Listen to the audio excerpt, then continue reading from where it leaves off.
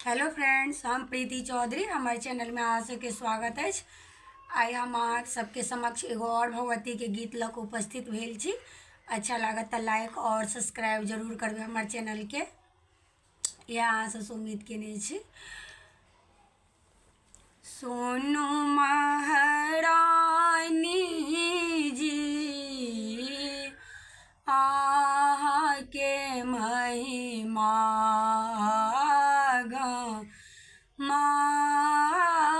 पार। सोनू महारानी जी आके महिमा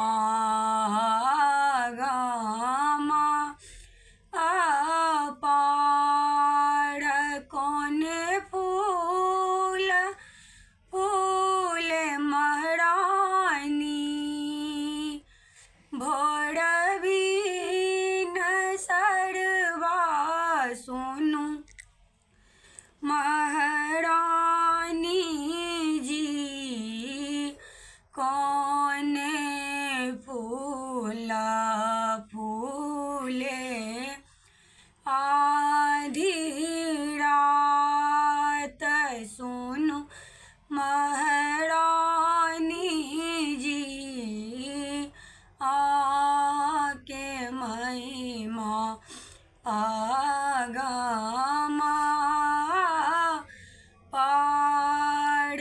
बेली फूल फूल महारानी भोर बीन सरवा।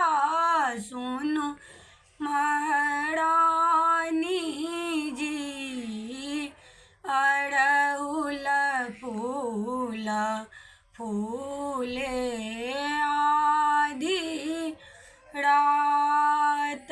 सोनू महारानी जी आके महिमा आगमा अपार। कौन फूल सोबे महारानी सिर के मुकुटिया।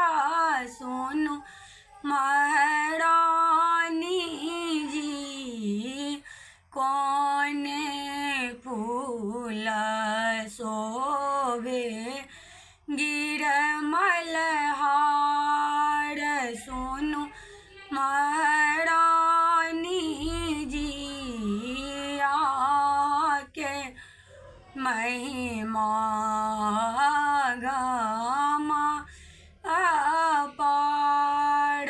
बेली फूल शोभे महारानी सिर के मुकुटिया।